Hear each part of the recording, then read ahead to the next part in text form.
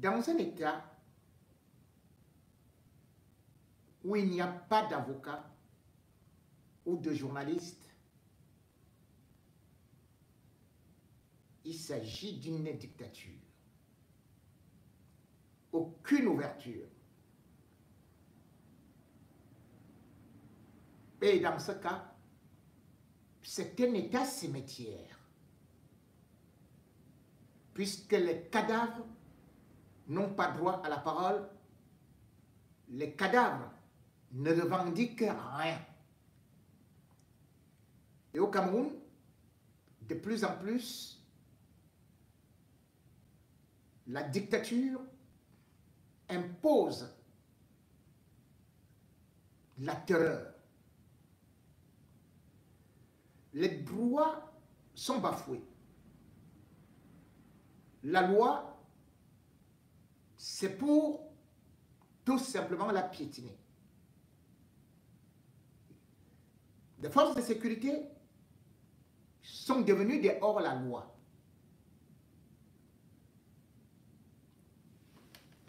Voilà l'état du Cameroun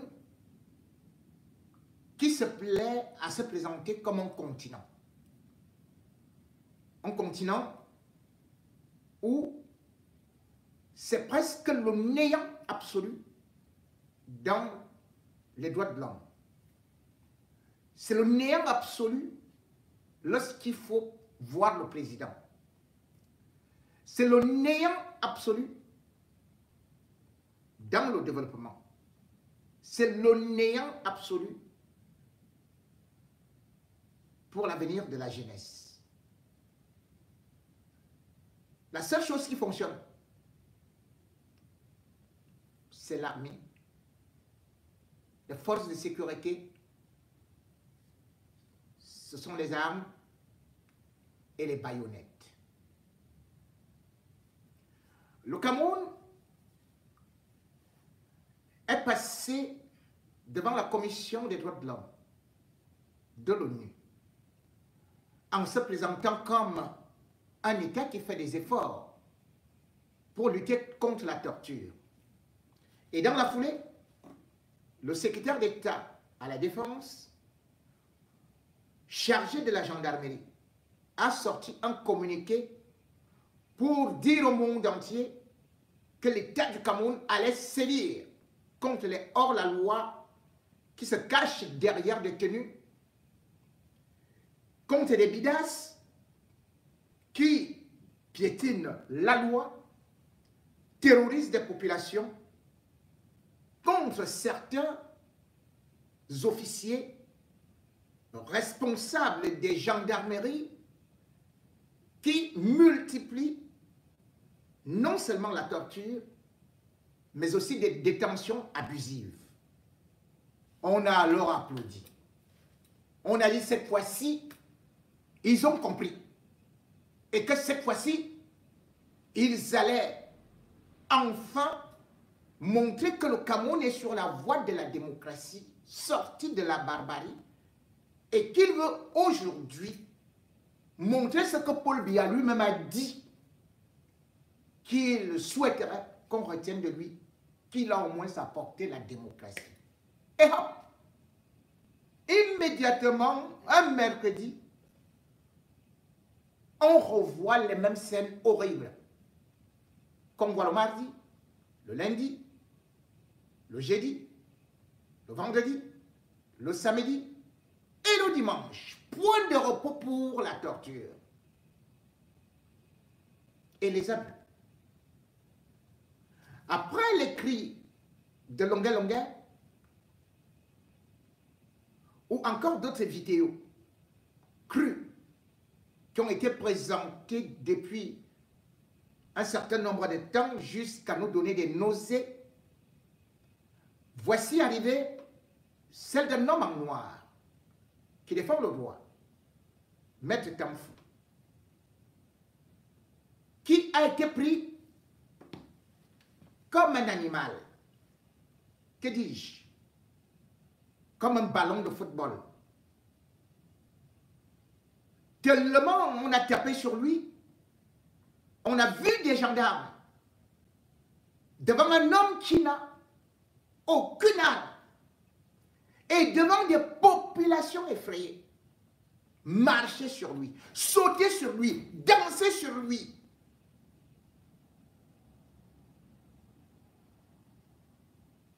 Voilà l'image du pays. Notre cher et beau pays, qu'on vante comme le continent. Et après, vont vous dire que ce sont les opposants qui salissent l'image du Cameroun.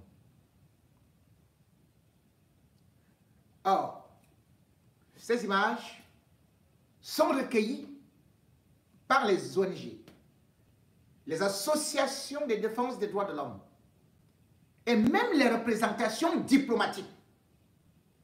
Ces images sont recueillies par des chaînes de télévision du monde entier. Ces images défilent sur des réseaux sociaux à une vitesse stratosphérique.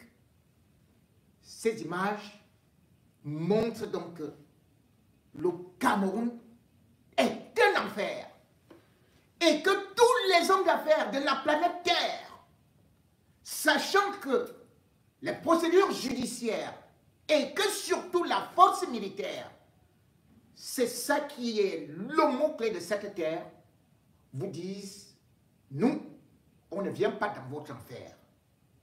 Et voilà donc le Cameroun claquemuré, refermé, cadenassé sur lui-même, à cause de ces hommes fougueux, orgueilleux, vaniteux, ténébreux. Lui, il a tenu dans tout au Cameroun. Même des bandits qui étaient là, dans des sous-quartiers, ont été mis dans l'armée. On se demande comment ils ont été formés. Tous ceux-là qui n'ont pas réussi parfois à avoir le CPE, mais qui ont acheté des concours, se retrouvent dans l'armée. Et quand ils sont dans cette armée, ils détestent tous ceux-là qui, eux, ont peut-être fait quelque chose de plus que, ou qui défendent les droits de l'homme.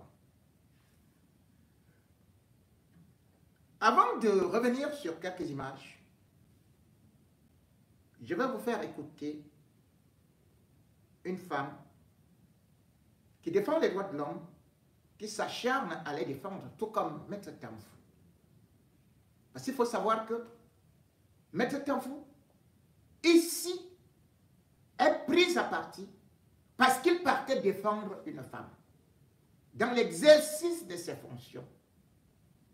Cette femme, la gendarmerie n'avait pas décerné, et ce n'est d'ailleurs pas elle qui décerne, la justice camerounaise n'avait pas décerné un mandat d'arrêt ou un mandat d'amener, mais juste une convocation qui se transforme chez nous en perquisition, arrestation, humiliation.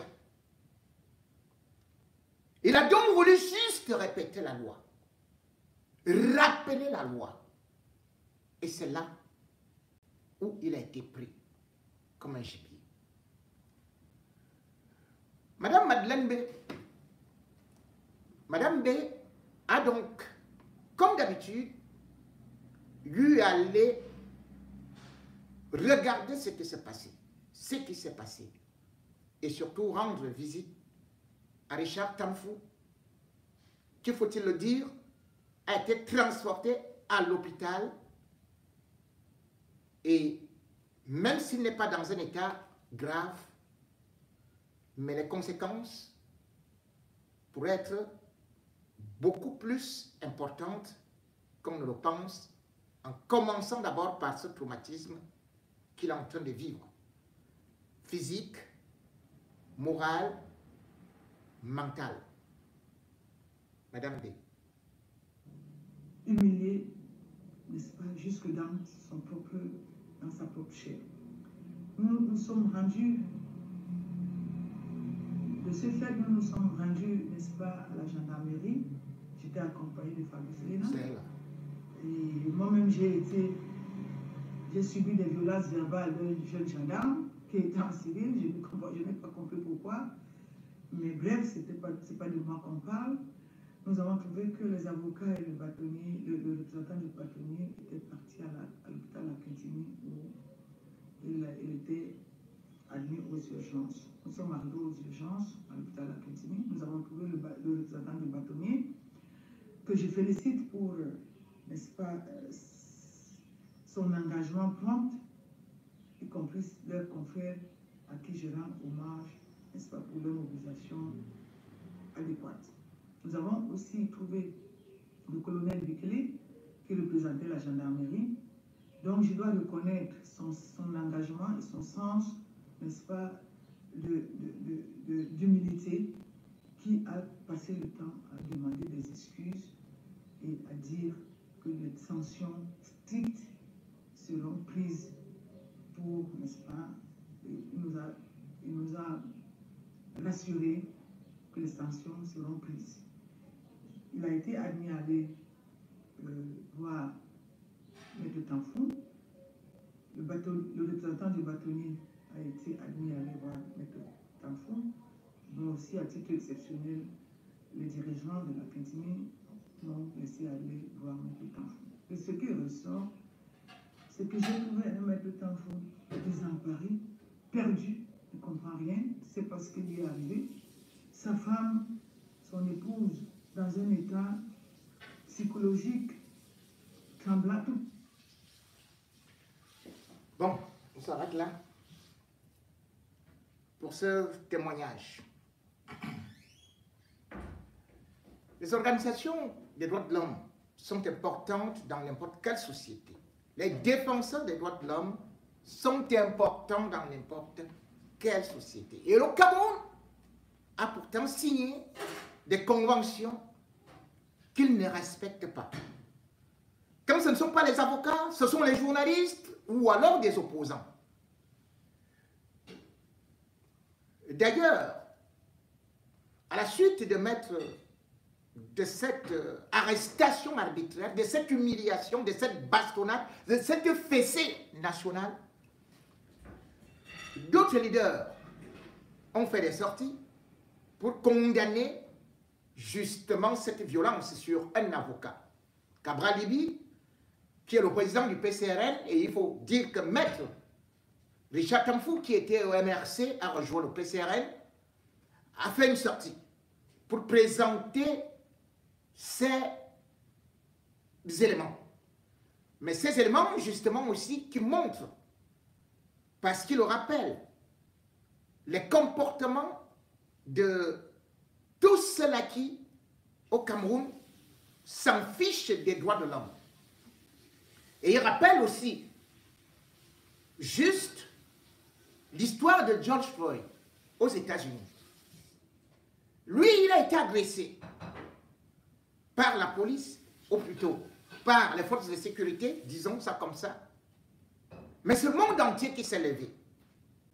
Mais combien de Camerounais se sont levés? Et même des Camerounais se sont levés pour un Américain qui ne connaissait pas. Mais, pourtant fou, on le battait là. On le saccageait là. Et ils étaient là, en croisant les bras. Je vais d'abord vous lire la sortie de Maurice Kamto et d'autres qui ont eu à intervenir avant de vous proposer ce que les étrangers peuvent penser aussi de ce peuple camerounais amorphe qui subit une dictature dure. Je vais donc d'abord sur la déclaration de je vais lire laquelle d'abord du MRC. Quelques jours seulement après le message porté du secrétaire d'État à la gendarmerie nationale mettant en garde ses collaborateurs contre leurs actes de torture et autres abus, et le rapport accablant du Comité contre la torture de l'ONU sur le Cameroun, Maître Tanfou Richard a été humilié et torturé sauvagement par des gendarmes du groupement de gendarmerie de la ville de Douala. Le 27 novembre 2024, alors qu'il était dans l'exercice de ses fonctions. Que Maître Tanfou Richard trouve ici le témoignage de notre compassion et celui des militantes et militants du MRC, ainsi que nos voeux de prompt rétablissement. Le MRC condamne fermement cet acte choquant de cruauté infligé à un avocat qui volait au secours de sa cliente, objet d'une arrestation sans convocation préalable et sans mandat ordonné par un procureur de la République. Cet acte en dit long sur la formation des éléments du maintien de l'ordre et des officiers de police judiciaire dans notre pays, ainsi que sur l'incapacité ou le refus des magistrats en charge d'encadrer le travail de ces derniers afin de leur permettre d'accomplir efficacement leur mission. Le MRC, dont des centaines de militants et sympathisants sont des victimes de tortures graves et autres traitements cruels, inhumains et dégradants depuis l'élection présidentielle de 2018, exige que les gendarmes, auteurs de ces actes de barbarie insoutenables contre Maître Tanfou Richard, soient sévèrement punis. Il faut aller au-delà des messages portés et agir sans délai pour mettre un terme à ces pratiques inqualifiables qui menacent désormais la paix sociale de notre pays. Fait à Yaoundé le 28 novembre 2024. Signé Maurice Kamto, président national du MRC. Cette sortie de Maurice Kamto vient justement nous rafraîchir et surtout nous refroidir par rapport à une nouvelle sortie de Galax Etoga, le secrétaire d'État à la gendarmerie, qui dit « Ouvrez une enquête le plus rapidement possible et donnez-moi les résultats dans les 76 heures. » Ah, dans les 72 heures. Vous vous rendez compte? Entre-temps, les gendarmes en question, bien identifiés, sont toujours en liberté à l'instant T. Imaginez que ce soit tout simplement un petit opposant.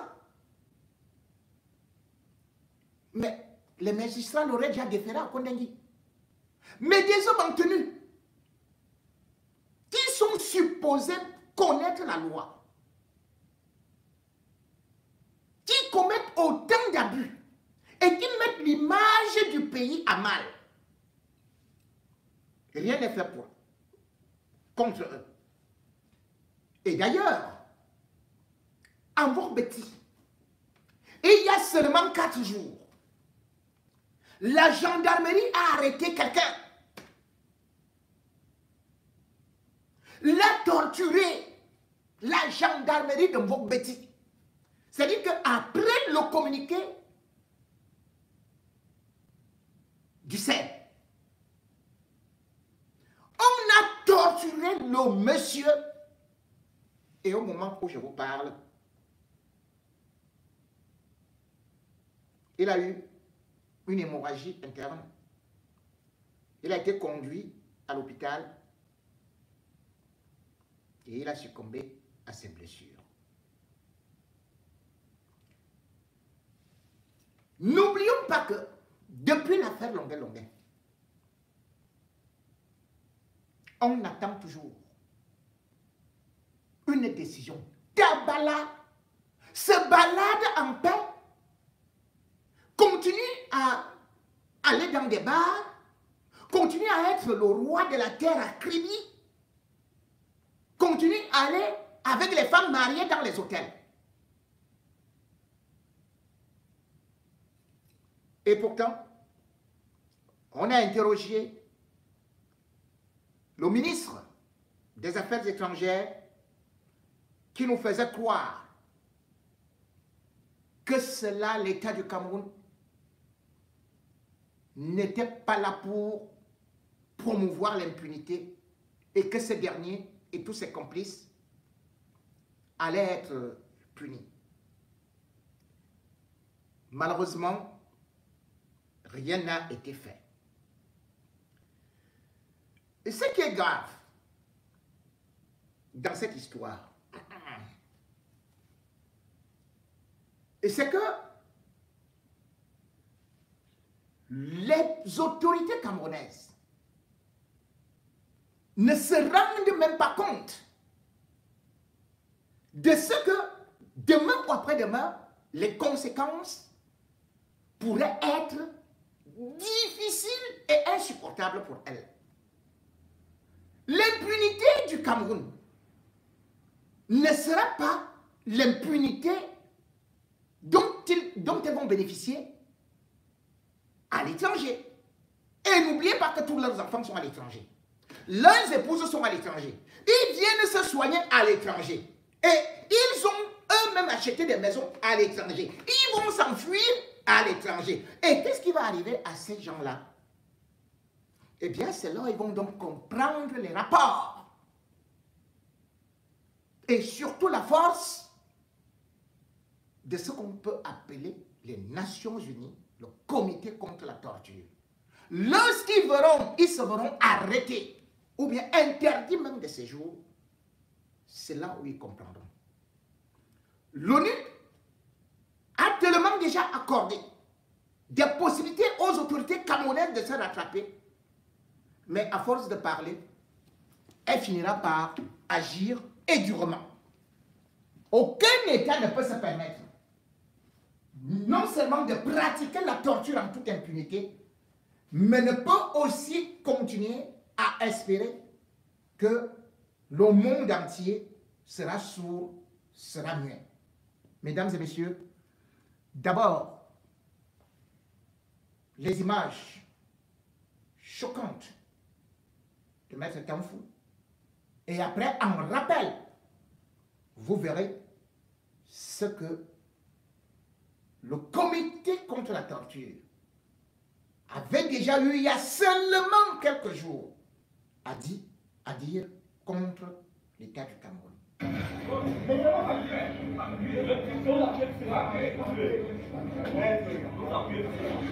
Non.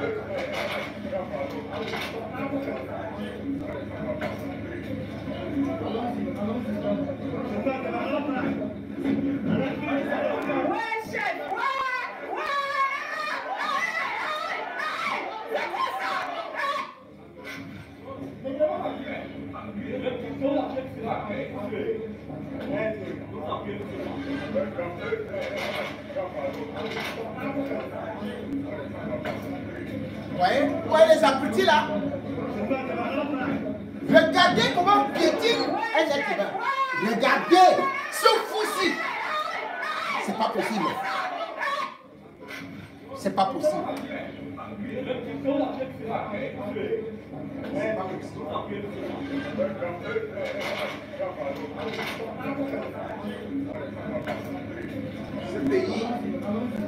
Ce pays, Paul Biya, vraiment. Voilà le régime Biya. Le régime Biya, le voilà. Voilà la vraie image du catéchiste. Du catéchiste qui dirige le Cameroun. Du gars qui va manger la communion chez le pape. Incroyable. Voilà le travail du régime Biya. Vous avez vu ça où? Non, c'est pas possible. Vous n'avez pas vu ça dans d'autres pays comme ça. Mais c'est... Comment est-ce que ce régime peut continuer à traiter des Camerounais comme ça? Et vous dites à ces mecs-là, à ces assassins-là, vous demandez à Biya d'aller se représenter. Sachez-le, le régime Biya n'épargne personne. Même ceux qui étaient ministres, qui l'encourageaient, eux-mêmes ont été torturés. Demandez à Baba Polycarpe. Voilà Mbongo. On l'a pris comme ça, on l'a humilié. Est-ce que Mbongo pouvait imaginer ça? Ne vous en faites pas. Ça va retourner sur vos têtes. Vous allez vous moquer de ces gens-là qui ont cuisiné le Cameroun. Vous oubliez une chose, vous croyez servir Biya. Biya, quel âge? 92 ans. Il partira bientôt. C'est-à-dire que même la nature, même Dieu va dire, Biya, viens te reposer. Mais vous, qui avez les 20 ans là, les 25, 30 ans, 35, 40 ans, 50 ans, vous vivez où? Vous irez où? Vous voyagerez où? Vous fuirez où? Continuez. Et surtout, sachez que la retraite va bientôt vous frapper. Et dès que vous êtes frappé par la retraite, l'armée n'existe plus. On vous retire votre arme. Et vous êtes tout simplement cuisiné à la CPI. Dès que l'ONU commence là, au Libéria, on croyait que ça ne va jamais arriver. Mais les responsables de là-bas se sont retrouvés face à la réalité aujourd'hui. Dans son discours d'ouverture, monsieur l'ambassadeur a dit « Les enquêtes sont ouvertes. Les mesures disciplinaires conservatoires prononcées dans l'attente de l'issue des procédures judiciaires. »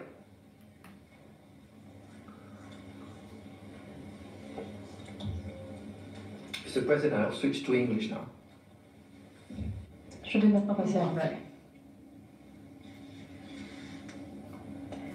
J'aimerais ici faire référence à quelques cas qui ont attiré beaucoup d'attention. D'abord, la mort du journaliste Martinez Sogo. Monsieur Sogo a révélé les détails de scandales financiers impliquant des membres du gouvernement et des chefs d'entreprise alliés. Vous croyez que c'est des blagues? Je suis sûr que la délégation le sait. En janvier 2023, son corps a été trouvé plusieurs jours après son enlèvement. Voilà tout ce qu'on retient du Cameroun. Voilà l'histoire Les des médias ont précisé que le cadavre de M. Sogo avait été enroulé dans du papier d'aluminium et transporté de nuit lorsque personne ne pouvait le voir et avait été détruit à l'acide. Ces rapports indiquent que plus de 6 mois après le décès de Sogo, 15 personnes suspectées ont été emprisonnées. Elles sont détenues depuis le mois de février et sont accusées de complicité de torture. Ce rapport souligne qu'il semblerait qu'il s'agisse là d'un coup monté. D'autres sources qui auraient eu accès au dossier considèrent que la situation est inexplicable. Des personnes proches de l'enquête commenceraient à douter de la sincérité de l'enquête. Des preuves auraient disparu ou n'auraient jamais été incluses au dossier. Le comité a reçu des informations préoccupantes quant au manque de sécurité pour les journalistes au Cameroun. Nous avons également entendu parler du cas de M. Chuta qui aurait été forcé à monter dans une voiture, aurait été passé à tabac et aurait été laissé pour mort sur le bord de la route le 9 mars 2022, 2 jours après qu'il ait publié une photo sur Facebook montrant le ministère des Finances et un chef d'entreprise important qui aurait été impliqué dans la mort de M. Sogo. Dans une autre affaire récente, celle de M. Ramon Kota, un activiste sur les réseaux sociaux, aurait été kidnappé au Gabon le 17 juillet 2024 et il aurait été extradé de force vers Yaoundé. L'avocat de M. Kota déclare qu'il a fait l'objet de torture. M. Kota a vécu au Gabon ces 10 dernières années. Il est connu pour ses vidéos TikTok dans lesquelles il critique les autorités camerounaises. Nous comprenons qu'il est aujourd'hui détenu au secrétariat d'État de la Défense, une prison où se trouvent les personnes qui sont censées représenter une menace pour le gouvernement en attente de leur jugement. Nous comprenons également qu'il fait l'objet d'un mandat de détention de 6 mois. Des rapports font l'objet d'interrogatoires multiples sans présence d'un avocat de M. Cota à la Direction générale de la recherche extérieure, ainsi que 4 fois au service central de recherche judiciaire. Sur un rapport confidentiel qui a été présenté dans les médias, il semblerait que M. Cota souffre d'une paralysie précoce de son côté gauche et d'un handicap visuel des suites de son traitement et de sa détention. Je passe maintenant à l'affaire de M. Longuet, un artiste connu pour sa vue critique, ses opinions critiques du gouvernement. Une vidéo d'un agent camerounais torturant M. Longuet a été diffusée. Dans cette vidéo, les mains de M. Longuet sont attachées dans son dos. Il est assis par terre, en sous-vêtements, et la plante de ses pieds nus est battue par le plat d'une machette. Il demande que ce traitement cesse, mais sans résultat.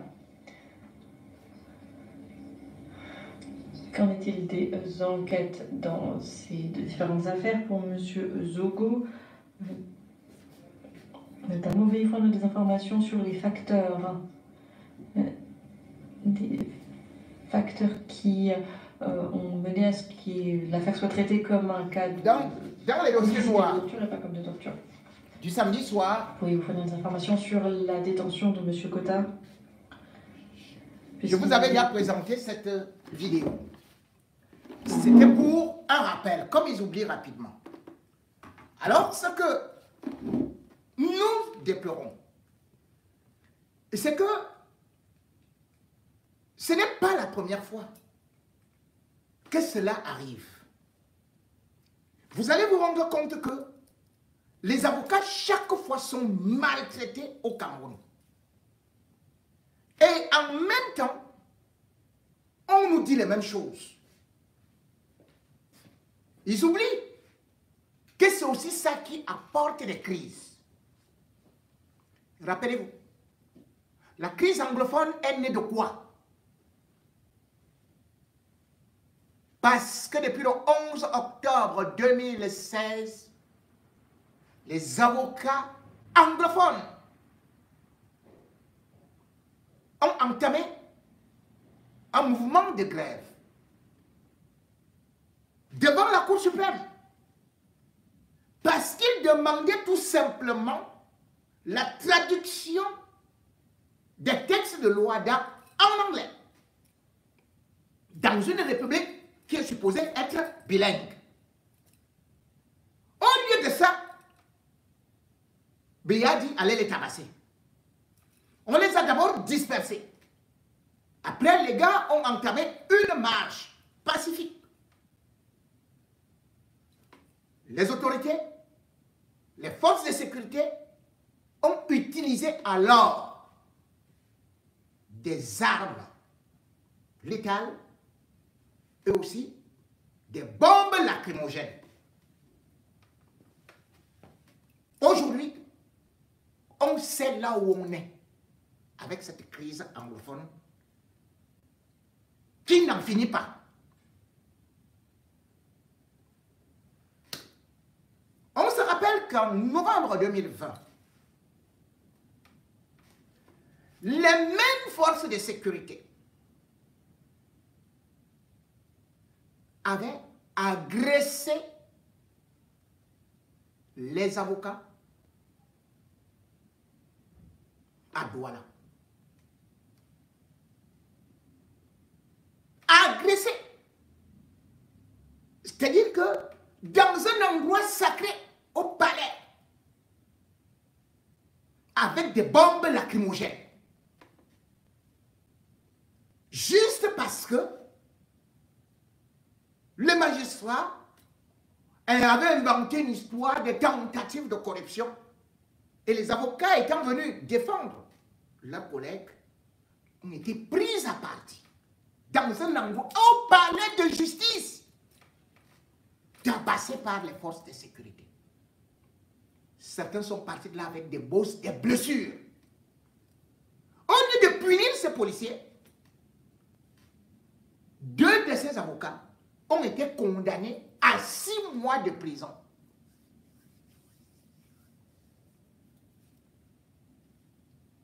En 2022, les mêmes autorités camerounaises, avec la même justice,